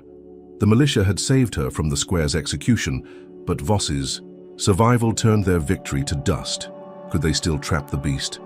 The truck roared toward Oak Ridge Dam, a concrete giant looming over the river, its floodgates a silent threat to the Black District below. Voss's silhouette flickered atop the structure, his charred uniform fluttering in the wind. his hands on a console wired with explosives, red lights blinking like angry eyes. Zara's chest tightened, her breath ragged as Dante skidded to a stop at the base, gravel crunching under the tires. "He's rigging it," he hissed, pointing up, his scar twitching. "Flood the lowlands, wipe 'em out." The Black District, a sprawl of clapboard homes and trailers where Malik's family, Grace, and countless others lived, lay vulnerable beneath the dam's shadow. Voss's voice carried on the breeze, a ragged snarl. "No black woman outsmarts me!" Zara's stomach lurched, her resolve hardening. Hadn't she come too far to let him drown her people? Dante's crew spilled out 10 strong, their hoodies dark against the fading light, rifles gleaming as they fanned up the dam's service ladder. Zara followed, her leg afire that wouldn't quit, her shoulder pulsing, but she climbed, rung by rung, the metal cold under her blood-slick hands. Kessia covered her, her pistol barking at deputies scrambling below, their shouts swallowed by the river's roar. The wind whipped Zara's face as she reached the top, her eyes locking on Voss, his pale skin ghostly in the dusk, his grey eyes wild with hate. He flipped switches, the console's timer ticking down from 60 seconds, a death knell for the district below. Could she stop him one last time? She raised her pistol, her arm shaking, and fired, the bullet punching his chest, blood blooming. Dark across his uniform, Voss stumbled, clutching the console, his grin fading as he slumped against the railing, his shotgun clattering to the platform. The timer froze at 10 seconds, its red glow dimming, the river calm below. Zara exhaled, her knees buckling, relief flooding her veins like cool water. Had she finally struck the killing blow? Dante climbed up, his scar glistening with sweat, and kicked Voss's limp form, the man's pale face slack, his eyes blank. "Got him," he said, his voice rough, a nod sealing the moment. The dam held its floodgates still, Oakridge spared his final racist flood. Zara sank to the platform, her pistol slipping, her breath a shudder as she stared at Voss's corpse. Every death flashed through her. Malik's frame-up, Jerome's car, Ruth's diner, Tanisha's body. She'd fought for them, bled for them, and now their killer lay dead, his empire crumbling.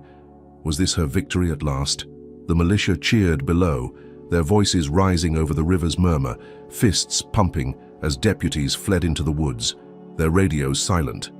Zara's chest heaved, her body trembling, the heat of battle fading into a fragile calm. She'd stopped the flood, saved what was left, turned Voss's hate into dust, hadn't she? The dam's concrete stood firm, the timer dead, the Black District breathing free for the first time in months. Dante gripped her arm, his grin fierce. "He's done," he said, his scar twitching with grim satisfaction.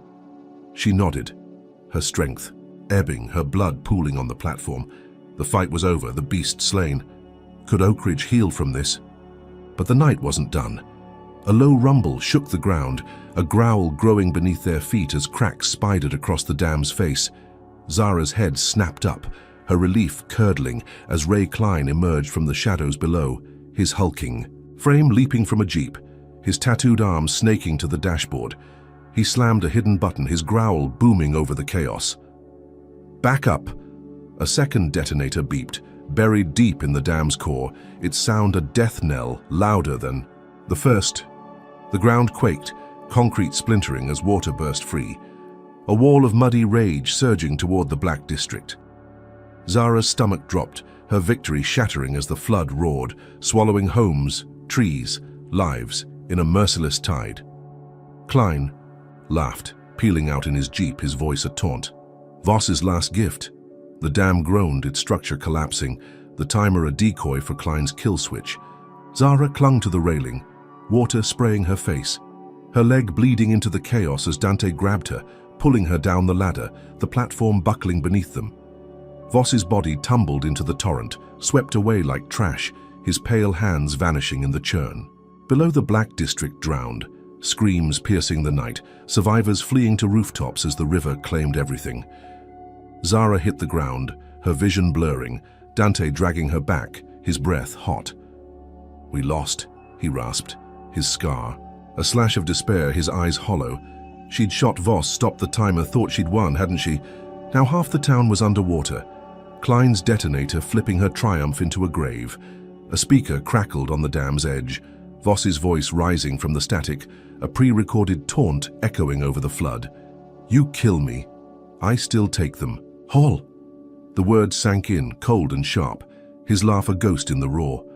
Zara stared at the devastation, homes vanishing, lives erased, her chest tightening as the water surged. Her pistol lay lost in the chaos, her strength fading, her leg afire that wouldn't quit. Dante propped her against a rock, his hands shaking, the militia scattered in the wreckage. She'd rallied them, thought she'd ended Voss, but his machine struck back harder, uglier, deadlier. The flood swallowed the district. Grace's trailer gone, Malik's dreams with it. The survivors' cries a haunting chorus. Klein's jeep faded into the distance, his laughter lingering, a shadow of Voss's will. Choppers buzzed overhead. Not FBI, but Voss's allies, their spotlights sweeping as they broadcast the lie. Terrorist Zara Cole floods Oak Ridge. TVs in white homes blared her name, their hate reignited, the narrative twisting her fight into their victory. She'd stopped the timer, killed the man, thought she'd saved them, but Klein's move drowned her hope. Her shoulder throbbed, her leg bled, her allies dwindled. Oak Ridge, a battlefield she'd lost. Voss was dead, his body swept away, but his final act lived, a flood that buried her people under his racism's weight. She leaned against the rock, her breath shallow, the water lapping at her feet. Had she just handed Voss his ultimate win? The Oak Ridge night was a shroud of smoke and ruin, the Black District's flooded remnants glowing faintly under a red-streaked dawn, water lapping at shattered rooftops where survivors clung, their cries lost in the river's relentless hum. Zara Cole lay propped against a rock near the breached dam, her leg a bloody mess from Ray Klein's shot, her shoulder a throbbing knot from his earlier graze, her ribs a furnace stoked by every breath. Dante Brooks slumped beside her, his scar slick with sweat, his breath ragged, his militia scattered or dead after Klein's detonator unleashed Voss's final flood. Sheriff Clayton Voss's body had vanished in the torrent, his death a hollow. Victory as the Black District drowned under his pre-recorded taunt. "You kill me, I still take them all." Zara's pistol was gone, swept away with her strength, her dark skin caked with mud and blood, her fight reduced to ashes. Could she still rise from this wreckage? Headlights flared in the distance, a convoy rolling in. Not the FBI, but state troopers, their badges gleaming as they cut through the haze. Leading them was Governor Eli Nash, a white man with slick black hair and a politician's smile, his suit pristine amid the chaos, his 6-foot frame exuding control. He stepped from a sleek SUV, his voice smooth as oil. "Elliot Cole, you're done." Troopers swarmed, their boots splashing mud, rifles glinting as they closed in. Klein at their flank, his hulking form a wall of hate, his swastika tattoo flexing as he grinned. Dante lunged, his fists swinging, but a trooper's baton cracked, his skull dropping him limp in the muck. Zara scrambled, her leg dragging, her hands clawing mud, but they seized her, cuffs snapping tight, wrenching her shoulder until she gasped. Nash's eyes glinted, his smile unwavering. "Sheriff Voss was a martyr. You're the terrorist." The troopers hauled her through the flood's edge, water soaking her to the waist, her body a wreck as they dragged her to the courthouse steps, its white columns looming like a mockery of justice. Oak Ridge buzzed with reporters and a white mob, their pipes and bats raised, cheering Klein as he shoved her forward, her blood dripping onto the stone. Voss's ghost lingered in their shouts, a hero in their twisted tale. Nash climbed the steps, his hands raised like a savior, his voice booming over the chaos. "Justice prevails. Terrorist Zara Cole stopped." The crowd roared, their hate a tidal wave, her name a curse on every lip. She'd killed Voss, hadn't she? Why was she the villain now? Klein chained her to a pillar, the metal biting her wrists, her leg afire as reporters swarmed, cameras flashing, microphones thrust forward, broadcasting her defeat live. Inside, the courtroom was a cavern of polished wood and stale air, packed with Oak Ridge's elite, their pale faces smug, their whispers sharp as knives. Nash sat at the defense table, his suit crisp, his smirk unshaken. while a gaunt judge named Hargrove with a silver moustache and a dry voice banged his gavel. Zara Cole, charged with murder, arson, terrorism. How do you plead? The nation watched, Voss's fake video of Tanisha's death still fresh, the flood pinned on her, Ruth's diner a smoldering lie. Zara stood, her chains clinking, her body a ruin but her voice steady despite the pain. Not guilty, and I've got proof. Could she turn their stage into her weapon? She reached into her torn shirt, pulling a tiny audio recorder, its casing, scratched but intact, hidden since her first days undercover. The room erupted, gasps ricocheting, reporters scrambling as Nash's smirk faltered for a split second. She hit play, and Voss's voice filled the air, raw and damning. Planted it myself, keeps Oakridge pure, he bragged, confessing Malik's frame up, followed by orders to burn Jerome's rally, lynch the teen, run down Tanisha. Every word was a nail in his coffin, echoing through the courtroom's stunned silence. Your Honor, Zara said, her tone cutting through the murmurs. I'm not just a janitor. I'm Zara Cole, director of the FBI. The gallery froze, Hargrove's eyes widening, his gavel hovering as the truth sank in. Had she just flipped the script? Nash's lawyer, a slick man named Grayson in a $1,000 suit, shot up, his face red. Objection, she's a race-baiting. Liar unfit for any title, that's doctored. But Zara held firm, her gaze locking on Nash. Check my credentials, Your Honor. I've been undercover, watching this monster and his puppet. Hargrove leaned forward, his voice tight, the room a powder keg. This is serious, I'll verify. He nodded to a clerk, who darted out, and for a moment Zara breathed, her ribs aching but her spirit lifting. The audio was gold. Wasn't it?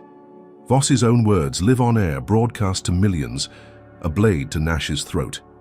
Could justice finally claw its way free? The clerk returned, pale, clutching a file, his voice stammering. FBI confirms, she's Director Cole. The gallery erupted again, Nash's elite shifting uncomfortably, their whispers turning to panic as Hargrove banged his gavel, silencing them. Sheriff Voss, he said, his tone ice. You're under arrest. Two bailiffs moved, their hands on cuffs, but Nash stood, his chair scraping, his face twisting as he waved them off. Zara's chest swelled, her bruises forgotten, a flicker of triumph warming her blood. She'd surrendered to win, hadn't she? But Eli Nash didn't bend to cuffs. The doors crashed open, Ray Klein bursting in, his hulking frame filling the entrance, a shotgun in his hands, his tattooed arm pumping the weapon. Not today, he roared, his voice a thunderclap that froze the bailiffs.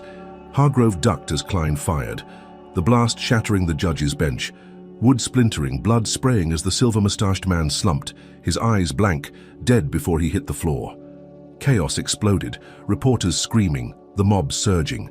As Nash ripped free, his laugh wild. My town, my rules, he bellowed, grabbing Klein's arm. Had Zara's gambit just backfired? Klein shoved through, deputies rallying, their guns drawn, shielding Nash as he stormed the dais. She's the killer, Nash shouted, pointing at Zara, his voice booming over the panic. Framed me, murdered the judge. The lie was bold, insane, but the white elite nodded, their hate swallowing it whole. Nash grabbed a torch from a deputy, a literal flame flaring in his hand, and hurled it at the prosecution table, papers igniting, smoke curling fast. Burn it down, he roared, and Klein fired again, the shotgun tearing through the clerk's desk, files exploding into ash. Zara dove behind a bench, her chains snagging, her heart pounding as the courthouse blazed, flames licking the walls, the ceiling groaning. Was this Nash's escape? Deputies herded him out, Klein covering their retreat with blasts that punched holes in the plaster, the mob cheering, their pipes raised, chanting his name like a god's. Arson against justice, Nash yelled, pinning it on her as he vanished through a side door, his slick hair glinting in the firelight. Zara coughed, smoke stinging her lungs, her hands fumbling at the chains as the bailiffs fled, Hargrove's body slumped in the wreckage. The courtroom was a furnace, Nash's making, her triumph torched before it could take root. She kicked free of the cuffs, the metal clattering, and crawled through the haze, her shoulder screaming, her ribs a fire of their own. The recorder lay smashed, Klein's bootprint on its corpse, her proof reduced to plastic shards. Outside, sirens wailed, but not FBI, just Nash's loyalists locking down Oakridge under martial law. TVs blared the spin. FBI Director burns courthouse in terrorist coup, the nation watching as Nash turned her truth into his lie. She stumbled into a hallway, flames chasing her, her leg dragging her victory, a trap he'd sprung. Had she just handed him the keys to bury her deeper? The Oakridge courthouse smoldered under a sky choked with ash, its white columns blackened husks as the dawn broke jagged and red, the floodwaters of the Black District still lapping at shattered homes miles away. Zara Cole stumbled from the burning building, her leg a bloody ruin from Ray Klein's shot, her shoulder a throbbing knot from his earlier graze, her ribs screaming with every step. Governor Eli Nash had torched the courtroom, killed Judge Hargrove, and turned her FBI reveal into his victory, the nation watching as he pinned the blaze on her. Dante Brooks lay dead by the dam, the militia crushed, her recorder smashed under Klein's boot, her proof reduced to cinders. Blood and mud caked her dark skin, her strength fading, but surrender wasn't an option. Could she still claw her way out of this inferno? Troopers swarmed the courthouse steps, their boots pounding the stone, rifles glinting in the early light as they dragged her from the hallway's smoke. Klein loomed behind, his hulking frame a wall of hate, his swastika tattoo flexing as he shoved her forward, her wrists raw from the chains they'd snapped back on. The air buzzed with reporters and a white mob, their pipes and bats raised, cheering Nash as he emerged from his SUV, his slick hair untouched by the chaos, his politicians, smile pristine. "Justice prevails," he boomed, climbing the steps, his suit crisp, his hands raised like a king anointed by their hate. The crowd roared, their voices a tidal wave. Terrorist Zara Cole stopped. Her name was a curse again, spat from every lip, the flood, the fire, all hers in their twisted tale. She'd exposed Nash, hadn't she? Why was she still the prey? Klein chained her to a pillar, the metal biting her skin, her leg afire as blood pooled beneath her, a public spectacle redux under the camera's glare. Nash turned, his eyes glinting, his speech rolling on like poison. "She flooded our town, killed our kids, burned our courthouse, but we've won." The lie was seamless, Voss's ghost grinning through his words, the nation swallowing it whole. A sniper's red dot danced on her chest, the crowd hushing, anticipation thick as the humid air. Zara braced, her breath shallow, her fight drained. The troopers' rifles trained on her like a firing squad. Was this the end they'd scripted? Then the shot cracked, sharp and final, her body jerking as blood exploded across her shirt, a crimson bloom that soaked the stone. She slumped, the chains rattling, her head lolling, the mob erupting in cheers that shook the steps. Nash's grin widened, his arms waving as he soaked in their adoration, troopers saluting, Klein pounding his chest, the cameras zooming on her limp form. Blood pooled beneath her, a river on white stone, the nation watching her die, their scapegoat silenced. She'd stopped Voss, exposed Nash, thought her truth would free her, but now she was a martyr to their hate, wasn't she? The air shifted, murmurs rippling through the mob as Nash stepped down, his speech done, his victory sealed. The sniper lowered his rifle, a shadow in the courthouse window, his job complete. Then Zara twitched, her head lifting, her eyes snapping open, blood still wet but her breath steady, a faint pulse beneath the chaos. The crowd gasped, their cheers faltering, Nash freezing mid-stride, his slick hair glinting as he spun. She whispered, her voice a thread through the silence, faked it. The blood was a prop, a bag beneath her shirt. Her collapse a ruse planned with Agent Lena Price days ago, before the dam, before the flood. Had she just outplayed them all? She yanked free of the chains, a hidden pin snapping the cuffs, her leg still bleeding but her will unbroken, the troopers hesitating as she stood. "I'm not done," she said louder now, the cameras swiveling, the nation leaning in as she pointed at Nash. "He's the root. Voss was his dog." The crowd stilled, their pipes lowering, doubt creeping into their eyes, the reporters scrambling as her words hit live air. Nash's face paled, his troopers shifting, Klein's growl stuck in his throat. She'd survived, hadn't she? Now she'd hunt the shadow behind the shadow. The plan had been desperate, hatched in a stolen moment with Lena after the ledger burned. A last-ditch play to flip their game. She'd let them shoot, let them cheer, let them think her dead, all to expose Nash's hand when they least expected. Could this be the crack to shatter his throne? She straightened, her leg trembling, her shoulder afire, but her gaze locked on Nash, unwavering. "You think Voss ran this alone?" she said, her voice cutting through the hush. "Check the money, the orders, the bombs, it's you." Nash laughed, a forced bark, but his eyes darted, his smooth mask cracking as the troopers wavered, their rifles dipping. The nation heard her, the truth slicing through the lies, Oakridge's white elite freezing, their cheers dying as Voss's myth crumbled. But the victory twisted again. A rifle cracked from the rooftop, a sharp report that split. The air and Lena Price stumbled from the crowd's edge, her small frame crumpling, blood blooming across her chest. Zara's scream caught in her throat, her ally falling, the sniper's bullet real this time, not staged. Lena's steel-grey eyes met hers, fading fast, her burner phone clattering to the stone as she gasped, "Run!" The mob surged, their doubt replaced by rage, Nash seizing the chaos, his voice booming. "Rogue FBI killer!" He pointed at Zara, his grin returning, the troopers rallying as he backed away, Klein's rifle swinging toward her. Had her masterstroke just cost her? Everything. The sniper, a shadow hired by Nash's unseen backer, melted into the haze, his work done as Nash retreated, his SUV peeling off, Klein covering him with a snarl. "She shot her own," Nash shouted, the lie hitting fast, TVs blaring it across. The state. FBI director murders agent in cold blood. The crowd roared, their hate reignited, pipes swinging as they closed in, troopers firing warning shots that chewed the steps. Zara dove behind the pillar, her leg afire, her shoulder screaming. Lena's blood pooling 10 feet away, her last ally gone. She'd faked her death, turned their victory into a stage, exposed Nash's hand, hadn't she? Now it was ashes. Her triumph flipped into a new noose. She crawled, her hands slick with Lena's blood, the mob's shouts a wall of fury, the cameras rolling as Nash vanished into the smoke. The courthouse steps cleared, troopers tightening their net, Klein's boots echoing as he advanced, his laugh a guttural bark. "No Fed saving you now," he growled, his pistol tapping her pillar. She'd let them think her dead, thought. She'd won a breath, but Nash had snatched it, turned her strike into his shield.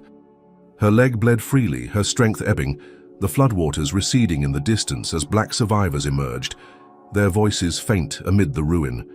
She'd saved what she could, cracked their lie, but the cost was Lena, her lifeline severed. The sniper's shot lingered in her skull, Nash's escape a taunt. Had she just handed him the war? The Oakridge morning broke raw and jagged. The courthouse steps a charred battlefield, smoke curling from the ruins as the floodwaters receded, leaving the Black District a graveyard of splintered homes and drowned dreams. Zara Cole limped through. The chaos, her leg a bloody mess from Ray Klein's shot, her shoulder a throbbing knot from his earlier graze, her ribs a furnace stoked by the mob's blows. Agent Lena Price's blood stained her hands, the sniper's bullet a fresh wound in her soul, Governor Eli Nash's escape a taunt echoing in the air. She'd faked her death, exposed Nash on live TV, thought she'd turned their stage against them, only to watch him twist it, pinning Lena's murder on her. Troopers hunted her now, Klein's growl close behind, the nation branding her a rogue FBI killer. Could she still strike one last blow? She ducked into an alley off Main Street, her breath shallow, the hum of choppers overhead mixing with the mob's distant roars.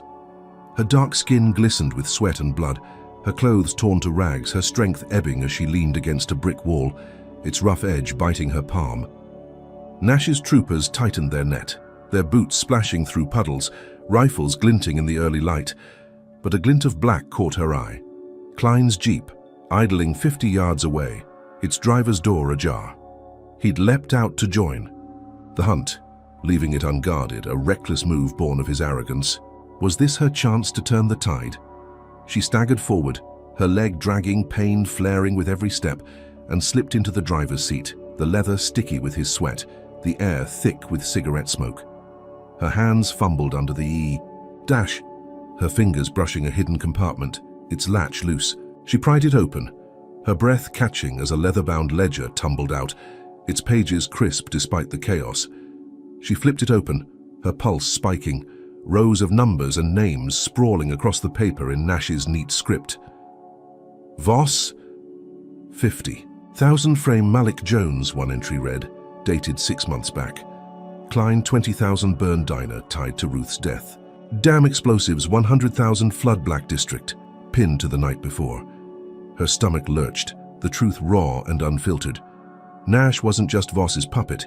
He was the architect, funding a racist empire to crush Oak Ridge's black souls. Could this be the blade to sever his roots?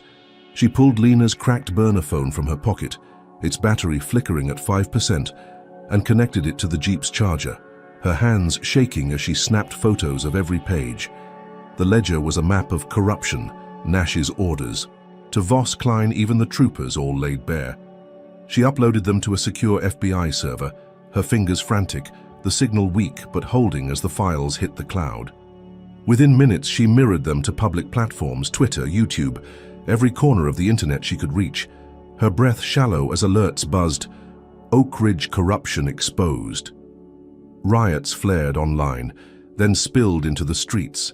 Black survivors emerging from the flood's wreckage, their voices rising, fists pumping as white mobs faltered, their cheers turning to shouts of confusion. Had she just ignited a fire Nash couldn't douse? The town square erupted. Protesters, clashing with troopers, rocks flying, sirens wailing as Zara slipped from the Jeep, her leg afire, her shoulder pulsing. She pictured Nash pacing, his slick hair mussed, his grin cracking as the nation turned on him, the ledger's truth a spotlight he couldn't escape. Victory pulsed through her, fragile but fierce, her bruises forgotten as she limped toward. The woods, the chaos shielding her escape. She'd saved what she could, cracked their lie wide open, hadn't she? The floodwaters receded, black voices growing louder, her name a faint hope amid the ruin. Klein's Jeep sat abandoned, troopers distracted, and she dared to believe it. Nash's empire was crumbling, her fight alive. But the sky darkened, a shadow falling over Oak Ridge as a figure emerged on every TV screen, his face sharp against the dawn, his voice cutting through the static. Cyrus Holt, a billionaire with silver hair and a grin like a blade, leaned on a cane, his dark suit pristine, his presence a whisper turned raw. "Zara Cole, race warlord," he declared, his tone smooth as silk, "has sown chaos in Oak Ridge, a terrorist cloaked as a hero." The ledger's leak paused, screens flashing his image, his words a lie so bold it stuck. "She bombed our children," he said, and a blast rocked the town, a fireball blooming over the Black District's only school, its brick walls collapsing, kids' screams cut short in the inferno. Zara's stomach dropped, her victory shattering as Holt's voice boomed, "I'll finish what Voss started." She spun, her eyes wide, the explosion's heat washing over her from miles away, smoke spiraling into the sky. Holt's private choppers buzzed overhead, their spotlights sweeping, his hired muscle dropping ropes, rifles cocked as they fanned. Out. The ledger had sparked riots, exposed Nash, but Holt flipped it, turned her strike into his war cry. Klein roared up in a new cruiser, his tattooed arm flexing, his grin wide as he shouted, "Holt's got us now." Nash stumbled from an SUV, his suit singed, his face pale, a pawn outplayed by a king. The school's ruins burned, a dozen lives. Snuffed out, Holt's bomb a parting gift to bury her deeper. Had she just awakened a monster worse than Voss? Holt's broadcast rolled on, his cane tapping as he leaned closer to the camera, his eyes glinting with malice. "Oak Ridge stands, pure under my watch. Cole's chaos ends here." The white elite nodded from their mansions, their money flowing to Holt, their hate a flood she couldn't stem. Troopers regrouped, their rifles swinging toward the woods, Klein's laugh echoing as he advanced.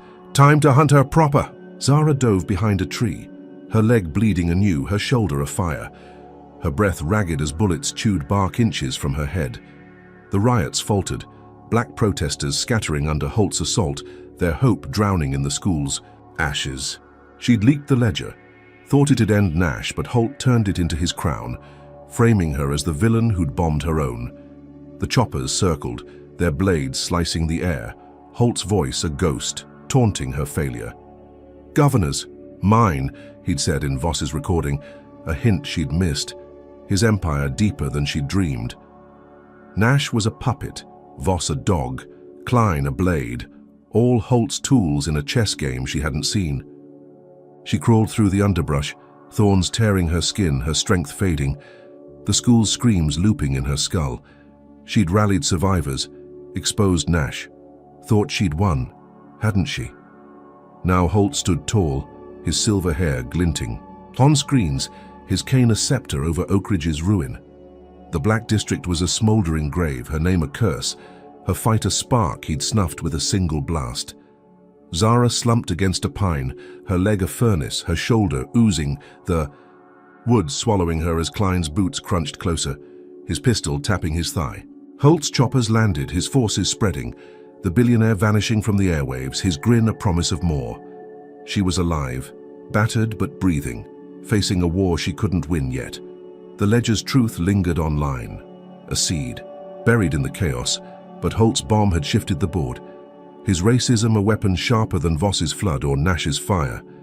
She'd stopped one monster, shaken another, only for a titan to rise, his empire vast, his hate unyielding. Her eyes, burned fixed on the horizon, the fight not over but reborn in blood and ash. Could she face this new king?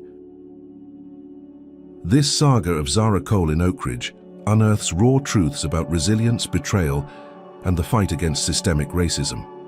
First, it shows that courage isn't just about winning battles, but enduring relentless setbacks. Zara faced beatings, frame-ups, floods and betrayal, yet kept pushing, proving grit can outlast the darkest odds. Her story screams that standing up to injustice, even when it feels hopeless, plants seeds for change. Malik's survival, the ledger's leak, all sparks in a long war. What's the takeaway? Never let the fire die, no matter how hard they try to snuff it out. Second, trust is a double-edged sword. Sarah's betrayal and Holt's shadow reveal how corruption festers in unexpected places, turning allies into traps. Zara learned this the hard way, her instincts sharpened by loss. Lena's death a brutal lesson in vigilance. Evil doesn't always announce itself. It hides in plain sight, waiting to strike. Finally, racism isn't one villain, but a hydra. Voss's death didn't end it. Klein's bomb and Holt's rise proved the system's roots run deep. Zara's fake death flipped their victory, exposing a bigger fight, teaching us justice is a war, not a moment. Oakridge's flood washed away lives, but her survival sparked hope. Every step forward counts, even when the tide pulls back. So, what's the call? Keep fighting, keep questioning, keep rising. Zara's journey isn't over and neither is ours. What do you think her next move against Holt should be? Drop a comment with your thoughts, hit that like if her grit inspires you, subscribe for more and share to spread this fire. Thanks for writing this wild tale with us. Here's to courage, justice and an Oakridge reborn stronger than ever.